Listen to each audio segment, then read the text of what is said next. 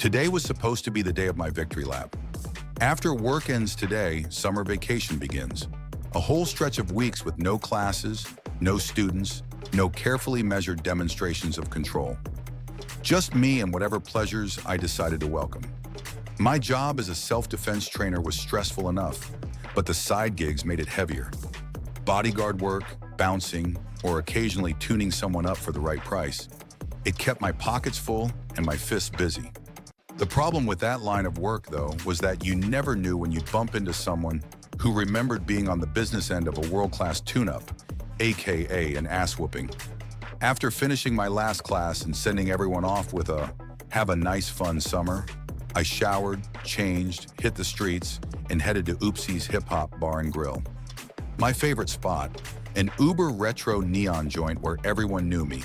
Drinks came cheap during happy hour, and the music kept the heads banging. Under the club's fluorescent lights, spattered with neon greens, candy reds, and electric blues, the place always felt like the opposite of my life. Fancy, careless, and free-flowing. Life for me tended to be more measured, but Oopsie's had a reputation. Once a week, the DJ would throw some other genre of music on the chopping block, mix it, scratch it, and let the crowd physically roast the culture on the dance floor. Even though it was a roast, the crowd still did it with style and made it look good. Tonight's victim, country music and line dancing. I knew it wouldn't sit right with some people, and the amount of publicity this choice was receiving made all the regulars want to show out even more tonight. Around here, you can laugh at anything, but don't mess with country music when country music isn't messing with you. I was 3 shots deep in tequila, relaxing while the regular barflies buzzed around me. And that's when the atmosphere shifted. At that moment, the doors opened and they came in. They didn't roll in like randoms looking for drinks. They spread out, scanning the place, positioning themselves with quiet precision. Tactical, intentional. Like they were staging the room for something bigger than a party. For a moment, I told myself, this could just be my paranoia. But the way their eyes lingered on the bar, the crowd, and then the DJ scratching out twangy guitar riffs into break beats, I knew better.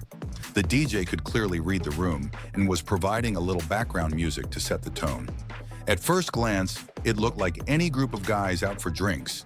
Mixed races, mixed sizes, thrown together by nothing obvious. But their eyes told a different story.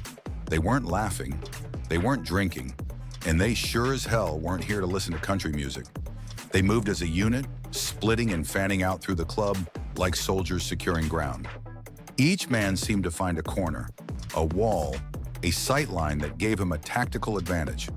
It wasn't random, it was strategic. And then the realization hit me. A group of men I didn't think I knew, until I recognized a few faces. Men I'd crossed paths with before. Men I'd left bruised, bleeding, or humiliated. Old grudges dressed in new jackets. One of them caught my eye and held it. For a moment, we just stared, like 2 predators circling the same kill. Then he tipped his chin, not at me, but toward the back. That was when I saw Mason, big as ever, shouldering through the crowd. It was completely accidental, a chance gathering. But still, I told myself, it had to be a coincidence. Nothing more. Except coincidence doesn't usually look this deliberate. The first shove wasn't loud enough to cut through the music, but the ripple it caused was.